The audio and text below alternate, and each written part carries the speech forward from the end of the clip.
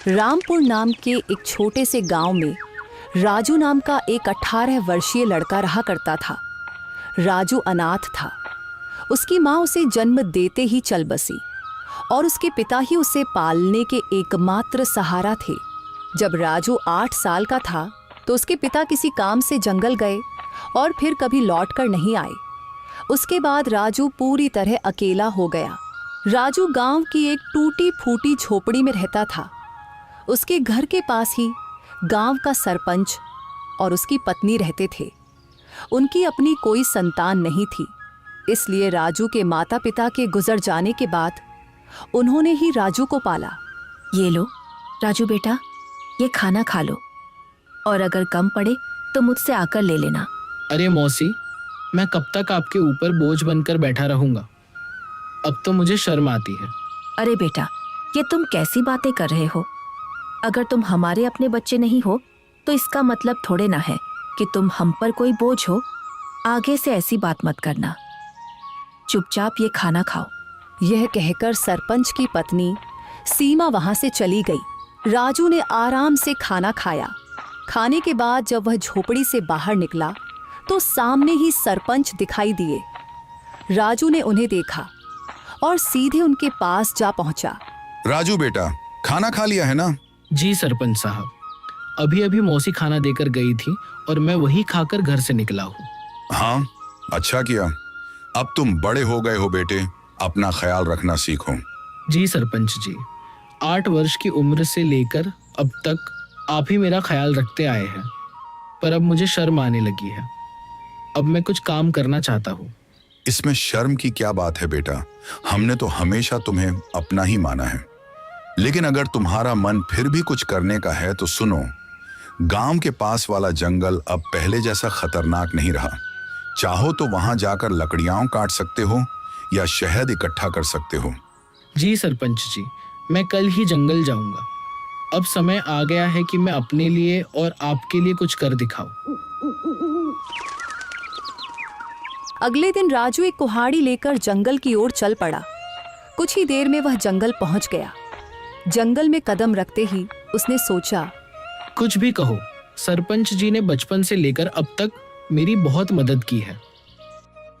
अब समय आ गया है कि मैं अपने पैरों पर खड़ा होकर दिखाऊं और अब मैं उनकी सेवा करूं ताकि उन्हें अपनी संतान की कमी महसूस ना हो और वे हमेशा खुश रहें। अभी राजू ये सोच ही रहा था कि अचानक उसकी नजर एक कोयल पर पड़ी जो उसे बड़े ध्यान से देख रही थी। अरे, यह कोयल मुझे इतनी गौर से क्यों देख रही है?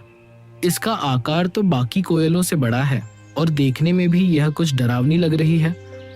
राजू ने अभी इतना ही कहा था कि तभी कोयल उड़ती हुई उसके पास आ गई और इंसानी आवाज में बोली, मैं तुम्हें भली भांति पहचानती हूँ। तुम्हारा नाम राजू है और तुम मोहन के बेटे हो।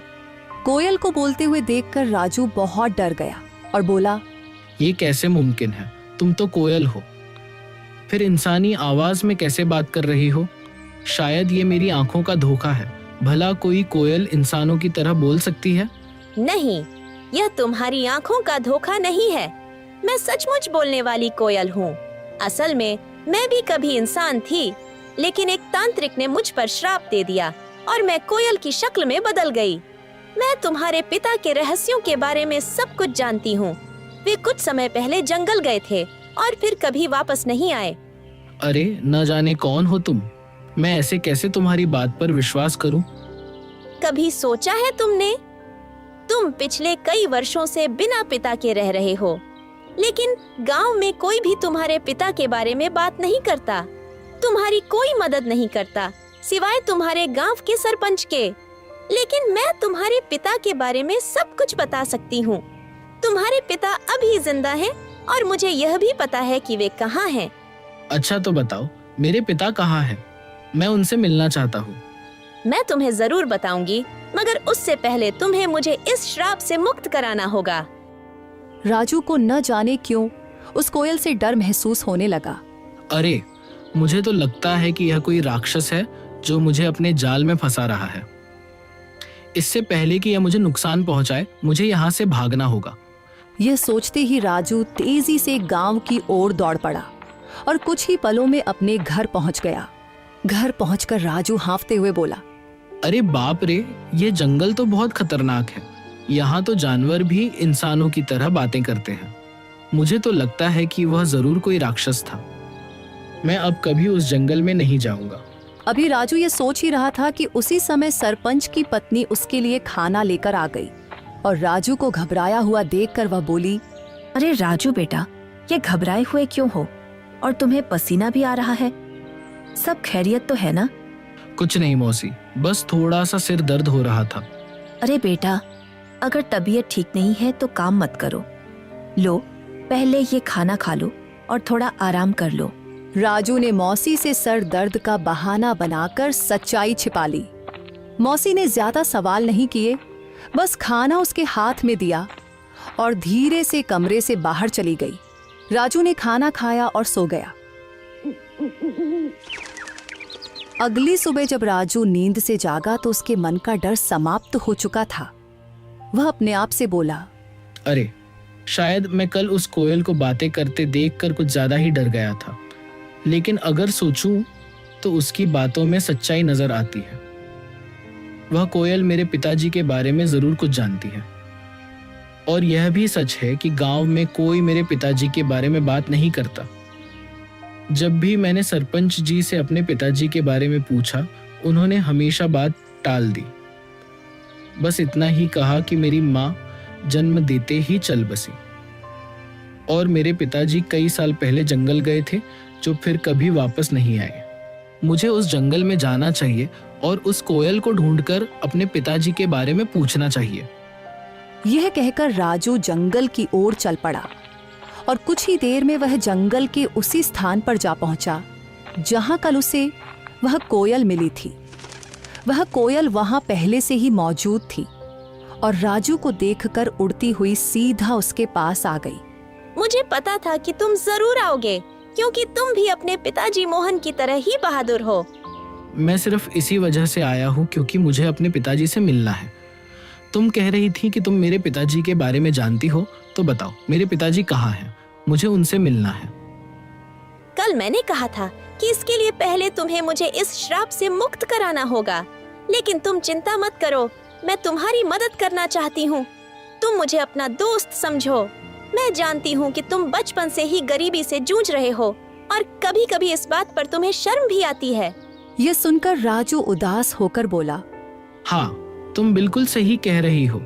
मैं सचमुच गरीब हूँ। बचपन से ही सरपंच जी और उनकी पत्नी ने मुझे पाला है, लेकिन अब हर वक्त उन पर बोझ बनकर रहना मुझे अच्छा नहीं लगता। मैं चाहता हूँ कि अब मैं खुद कमाऊं, ताकि वे दोनों चैन से बैठकर खाएं और खुश रहें। अगर तुम चाहो तो मैं तुम्हें धन कमाने का रास्ता दिखा सकती हूँ।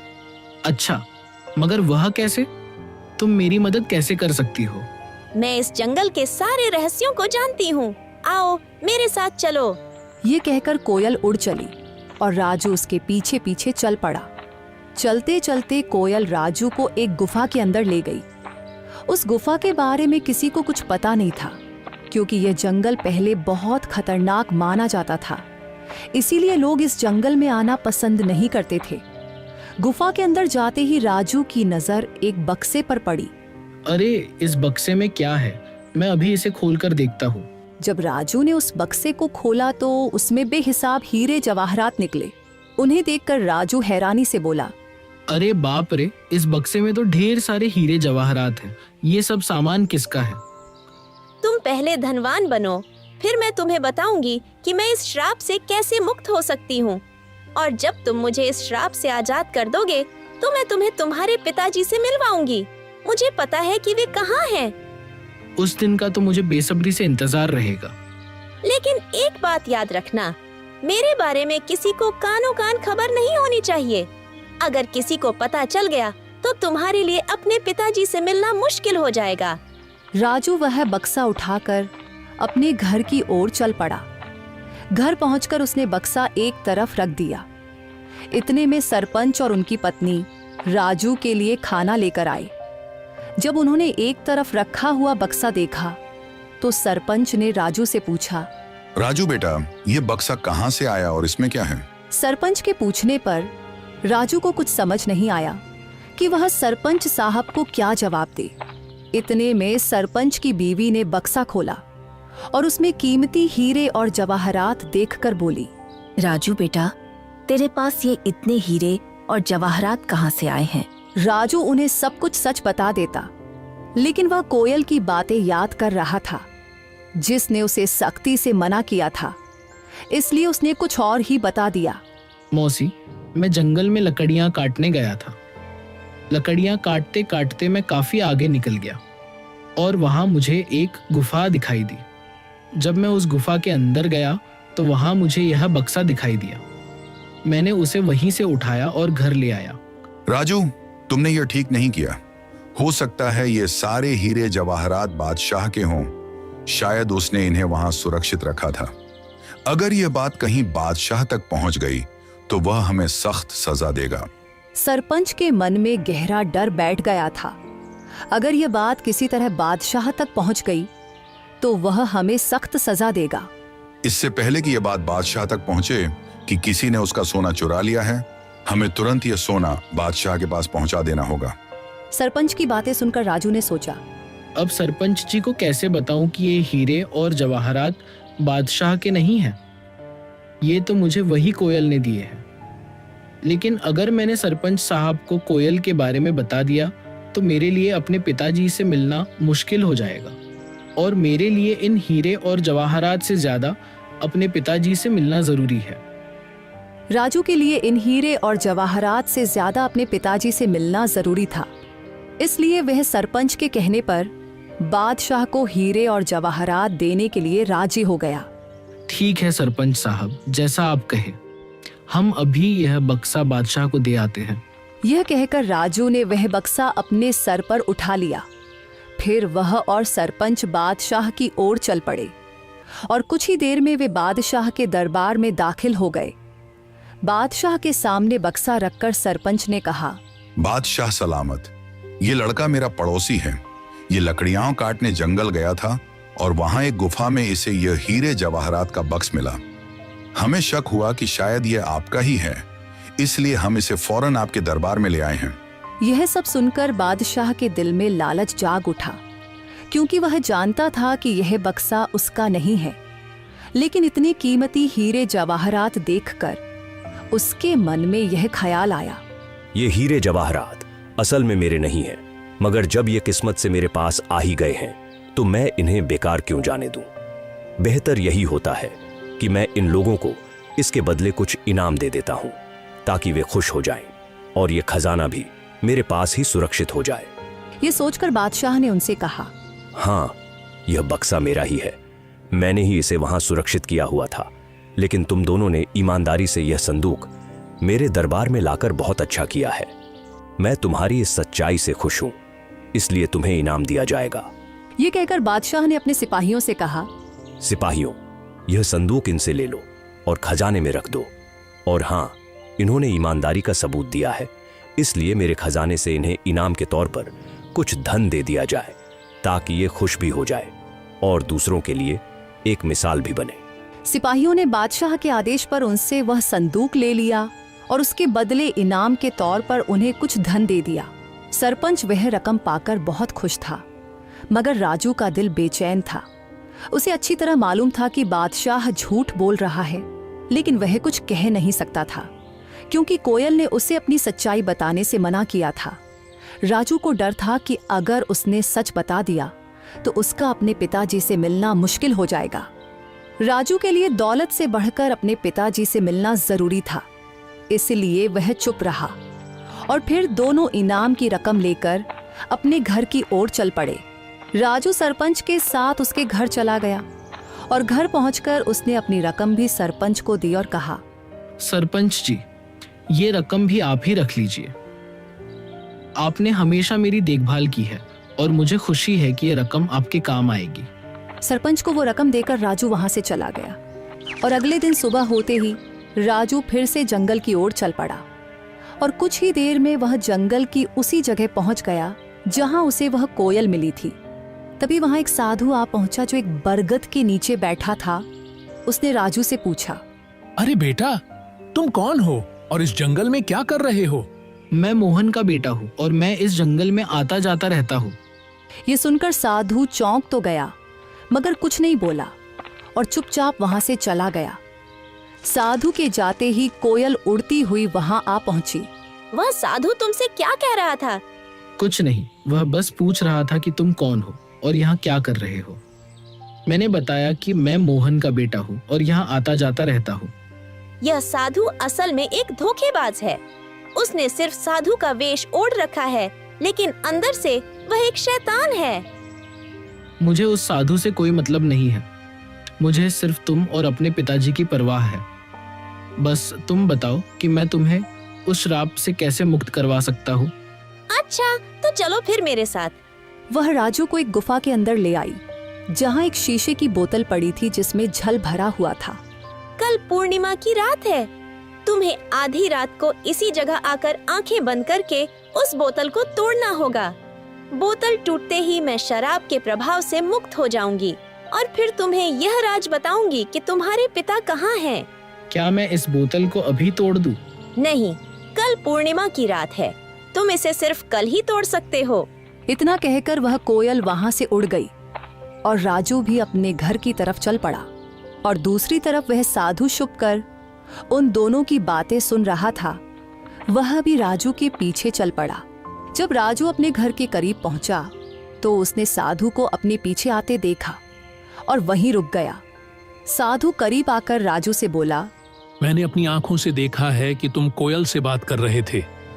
देखो, तुम इस कोयल को नहीं जानते। वह कोई साधारण कोयल नहीं है। मैं सब जानता हूँ, लेकिन वह कोयल मेरे पिताजी के बारे में जानती है और मैं किसी भी कीमत पर अपने पिताजी को पाना चाहता हूँ। तुम्हारे पिताजी अब इस संसार में नहीं रहे। वह कोयल तुम्हें फंसाकर श्राप से मुक्ति पाना चाहती है। यह सुनकर राजू क्रोधित हो गया। अरे साधु महाराज, मैं साधुओं का सम्मान करता हूँ मगर तुम्हारे जैसे पाखंडी साधुओं का नहीं। याद रखो, इसके आगे मैं एक भी शब्द बर्दाश्त नहीं कर सकता। बेहतर है चुपचाप यहाँ से निकल जाओ। साधु कुछ कहने ही वाला था कि राजू ने उसे धक्का दे दिया और कहा, चले जाओ वरना तुम्हारे लिए अच्छा नहीं होगा। यह कहकर राजू अपने घर चला गया और दूसरी तरफ सरपंच और उसकी बीवी जब अपने घर से निकले तो उनकी नजर साधु पर पड़ी। वे दोनों साधु के पास आए और सरपंच ने साधु से कहा, अरे साधु महाराज, आप यहाँ क्या कर रहे हैं? मैंने राजू को सच्चाई बताने का प्रयास किया, लेकिन वह सुनने को तैयार ही नहीं हुआ और वह उस कोयल को श्राप से मुक्त करवाना चाहता है। अगर वह कोयल अपने श्राप से मुक्त हो गई तो गांव में तबाही आ जाएगी। गांव का एक भी व्यक्ति जीवित नहीं बचेगा। हाँ, बिल्कुल सही, लेकिन राजू सुनने के लिए तैयार ही नहीं है। साधु महाराज, आप चिंता मत करें, मैं अभी राजू को समझाता हूँ। यह कहकर सरपंच उसी वक्त राजू के घर गया और घर जाकर राजू से कहा, राजू, यह मैं क्या सुन रहा हूँ? तुम जंगल में किसी कोयल से मिलते हो जो इंसानों की तरह बातें करती है। क्या तुम्हें यह अजीब नहीं लगा कि एक कोयल इंसान की तरह कैसे बोल सकती है? ओह, तो आपको पता चल गया। देखिए सरपंच जी, शुरू में मुझे यह सब अजीब लगा था, लेकिन अब नहीं। और मुझे पूरा विश्वास है कि यह बात आपको उस साधु ने ही बताई होगी। देखिए सरपंच जी, 8 साल पहले मेरे पिताजी रहस्यमय ढंग से लापता हो गए थे और वह कोयल जानती है कि मेरे पिताजी कहाँ हैं। मैं बस अपने पिताजी को पाना चाहता हूँ, उनसे मिलना चाहता हूँ।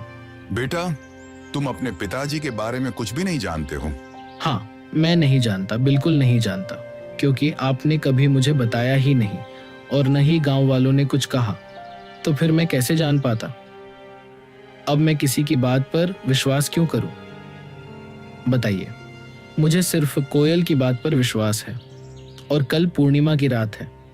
कल मैं उस कोयल को श्राप से मुक्त कर दूंगा और वह कोयल श्राप से आजाद होकर मुझे मेरे पिताजी से मिलवाएगी। इतना कहकर राजू गुस्से में घर से बाहर निकल गया। राजू, मेरी बात सुनो। राजू, रुको। सरपंच ने राजू को आवाजें दी मगर उसने एक भी न सुनी और घर से निकल गया। सरपंच भी घर से बाहर आया और साधु भी घर के बाहर ही खड़ा था। सरपंच ने साधु से कहा, राजू पता नहीं कहाँ गया है। अब हमें कल तक का इंतजार करना होगा और जंगल में जाकर राजू को बोतल तोड़ने से रोकना होगा। अगली रात साधु सरपंच को लेकर जंगल में उस गुफा के पास ले गया और कहा, यही वह गुफा है जहां वह बोतल पड़ी है जिसमें उस डायन कोयल की शक्तियां हैं। राजू यहाँ आता ही होगा, हम एक तरफ छुप जाते हैं। यह कहकर वे दोनों गुफा के एक तरफ छुप गए और उसी वक्त राजू वहां आ जाता है। राजू को देखकर वह कोयल उड़ती हुई राजू के पास आई और बोली, यहाँ साधु और सरपंच आए हैं। वे गुफा के एक तरफ चुपचाप खड़े हैं। वे तुम्हें इस बोतल को तोड़ने से रोकेंगे, पर तुम उनकी बात मत मानना। अगर तुम उनकी बात मान लो तो तुम कभी अपने पिताजी से नहीं मिल पाओगे। नहीं, मैं उनकी बात नहीं मानूंगा। ठीक है, तो तुरंत जाओ, वह बोतल उठाकर ले आओ और उसे तोड़ डालो। राजू जल्दी से गुफा के अंदर गया और वह बोतल उठा लाया। जैसे ही वह उस बोतल को तोड़ने लगा तो साधु और सरपंच वहां आ गए। राजू रुको, इस बोतल को मत तोड़ो, तुम बहुत बड़ी गलती कर रहे हो। नहीं, मुझे किसी भी हाल में अपने पिताजी से मिलना है। राजू ध्यान से सुनो, ये कोयल कोई साधारण पक्षी नहीं बल्कि एक डायन है। आज से 10 साल पहले जब तुम छोटे थे, इस डायन ने पूरे जंगल पर कब्जा कर रखा था। जो भी गलती से इस जंगल में जाता फिर कभी लौट कर नहीं आता था। तब तुम्हारे पिताजी और मैंने मिलकर ठान लिया कि इसे रोकना ही होगा। हमने साधु महाराज से उपाय पूछा। उन्होंने बताया कि इस अभिशाप को खत्म करने के लिए तुम दोनों में से किसी एक को जंगल के पास वाले कुएं में अपनी जान देनी होगी। तुम्हारे पिताजी बहादुरी से आगे आए और यह बलिदान स्वयं देने का निश्चय किया। उन्होंने कुएं में छलांग लगाई और साधु महाराज ने उस डायन की सारी शक्तियां एक बोतल में कैद कर दी और उसे कोयल में बदल दिया। इस तरह यह जंगल सुरक्षित हो गया। मगर यह राज हमने किसी को नहीं बताया। गांव वाले कुछ नहीं जानते। ये बात सिर्फ मुझे और साधु महाराज को मालूम थी, इसलिए हमने तुम्हें भी कभी नहीं बताया। लेकिन अगर तुमने ये बोतल तोड़ दी तो ये फिर से अपने असली रूप में आ जाएगी। ये सिर्फ उसकी एक चाल है। ये लोग झूठ बोल रहे हैं। सच्चाई वही है जो मैं कह रही हूँ। अगर मेरे मन में कोई चाल होती तो मैं तुम्हारी मदद क्यों करती? क्या गांव वालों ने कभी तुम्हारी मदद की? नहीं। तुम्हें धन, सामान, हीरे मोती सब मैंने दिए। अब मैं तुम्हें तुम्हारे पिताजी से भी मिलवा रही हूँ। राजू भ्रम में पड़ गया और उसने वह बोतल जमीन पर फेंक कर तोड़ दी। फिर अचानक वह कोयल एक डायन के रूप में आ गई। राजू, तुमने मेरा बड़ा काम आसान कर दिया। अब मैं आजाद हूँ और अब तुम सबकी शामत आ गई है। आज मैं तुम में से किसी को भी जिंदा नहीं छोड़ूंगी। राजू तुमने बहुत बड़ी गलती कर दी है। अब यह डायन हमें किसी भी हाल में जिंदा नहीं छोड़ेगी। मुझे माफ कर दीजिए सरपंच साहब, मैं उसके बहकावे में आ गया था।